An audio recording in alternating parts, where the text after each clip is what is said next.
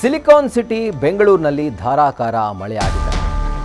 JC ರಸ್ತೆ, Vidhana Soudha, Shantinagar, Basavanagudi, K R market, Chickpet, corporation circle ಜೊತೆಗೆ Halasuru gate ಸುತ್ತಮುತ್ತ ಸಣ್ಣ ಪ್ರಮಾಣದ ಮಳೆಯಾಗಿದೆ. ಇನ್ನು ಬಿಸಿಲ ಬೇಗೆಯಿಂದ ಬೆಂದು ಹೋಗಿದ್ದಂಥ ಬೆಂಗಳೂರಿನ ಮಂದಿ ಮಳೆ ನೋಡಿ ಫುಲ್ ಖುಷಿಯಾಗಿದ್ದಾರೆ.